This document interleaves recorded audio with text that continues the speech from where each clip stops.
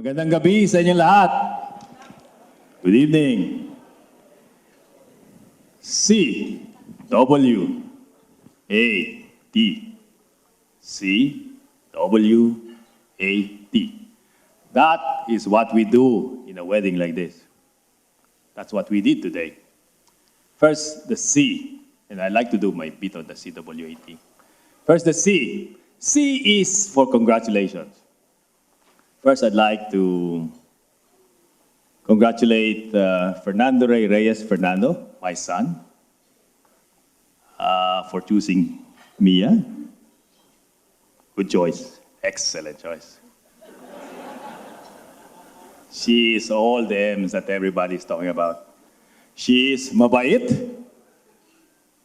maganda, matalino, masipag, at malambing pa. Dindo, good choice. Excellent choice. But let me add 3 more M's of the many M's that has been mentioned. What is remarkable about these 3 M's is that I got this quite remarkably because I didn't know Mia at that time. Many moons ago, I went home. And saw this car in front of my house. Unusual, strange car. And the car was tinted, but there was some movement inside. And so I said, there must be some guests inside the house. And so I went inside the house, but nobody was there. And so I was thinking at that moment that perhaps I should be calling the security. You see, in the village, you have to report unusual events outside your house because there could be the dreaded budol-budol, akit bahay gang. And so I look at the window again, and the car was still there. And there were some movements. So there must be somebody there. For some reason, I forgot all about it, and I did not report this. Several days after, somebody told me that the car belonged to Mia. And I said, who is Mia? And I was told that she is the girlfriend of Dindo. I didn't know that my girlfriend plus a Dindo.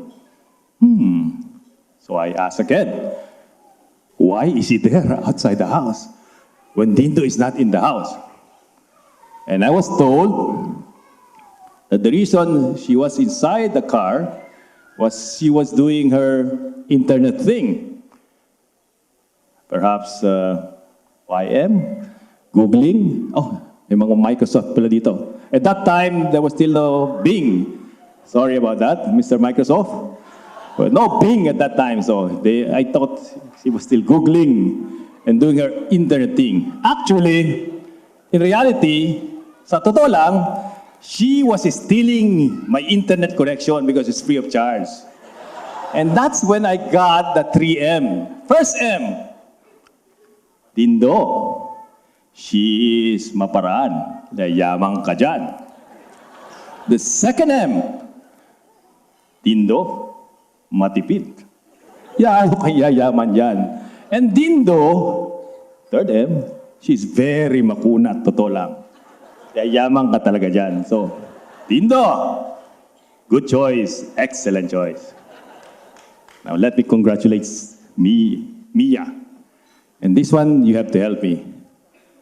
Let me congratulate Doctora Maria Imelda Antonio Almeida Fernando Gainicomni, whatever, and Fagco, because Duple made something, right? So congratulations, Mia.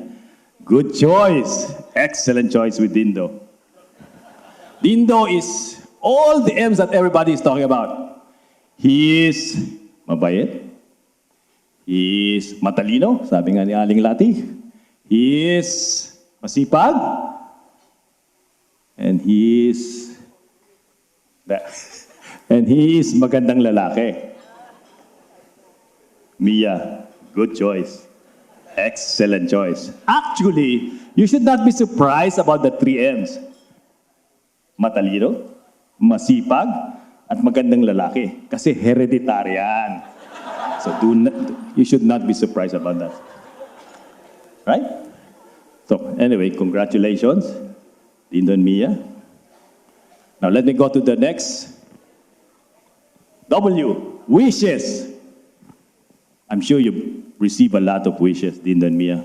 Lots of wishes from the parents, your friends. I have only 2 wishes for you. The first one, I wish that all of those wishes come true.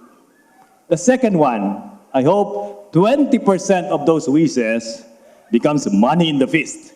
Then you don't have to work for the next 5 years. Those are my 2 wishes. Now let me go to the next one. A is for advice. I'm sure you've received a lot of advice from your offline friends, online friends, Facebook friends, everybody's friends. And I'm sure you've received things like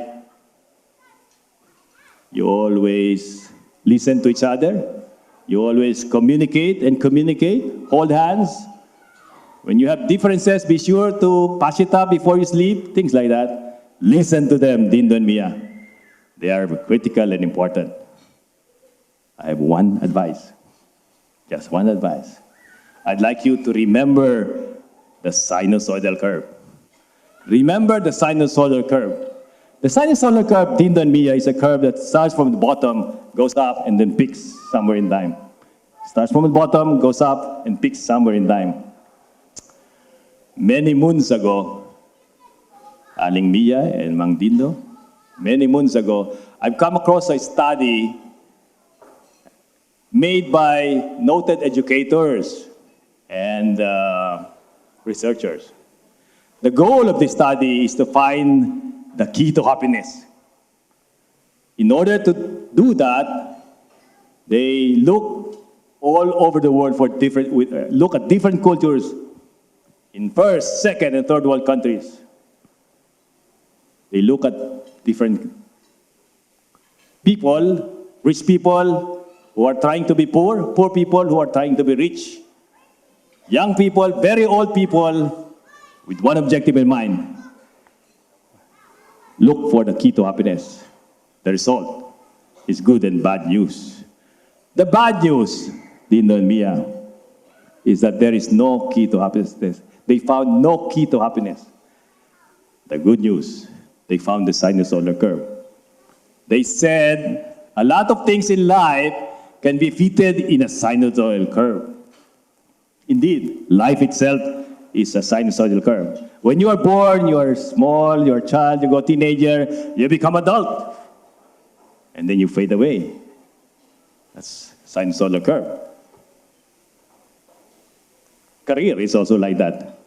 You start from the bottom, go up, and if you're not careful, you will fade away. You will reach your level of incompetence.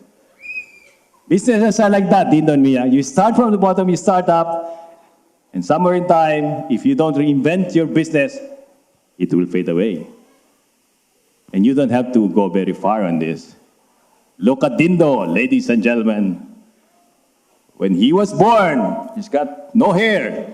Then the hair grew and thickened. And then subsequently, there's no more hair.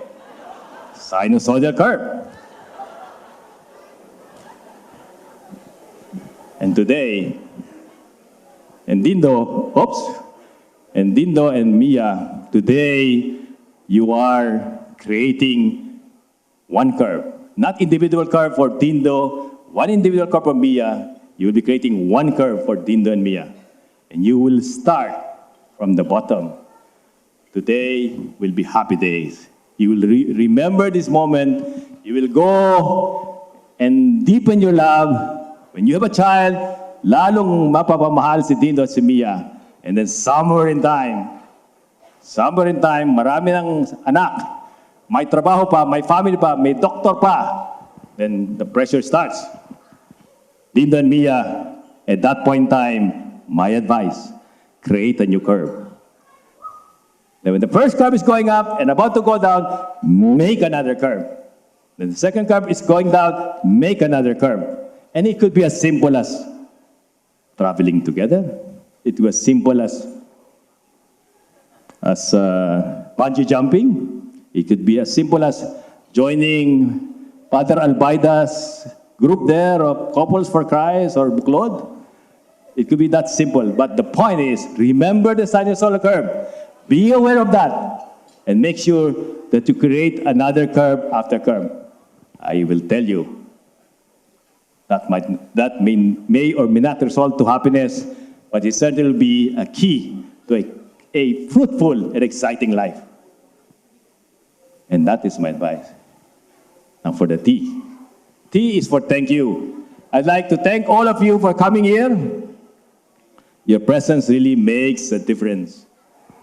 And I also would like to thank Dindo and Mia for making my father's and mother's last wish, for them to see before they fade away that they get married because they have gotten fond of Mia. Thank you very much, Dindo and Mia, for making Tatay and Nanay happy. Tatay is 98 years old. Nana is 96 years old. Please honor them because they are the best example of what marriage is all about. Tatay is 98 years old. Nanay is 96 years old. They are the best example of what marriage is all about. Thank you. Thank you very much. Round of applause for the father of the groom, ladies and gentlemen. Quite an entertainer, I would say. Thank you so much, sir.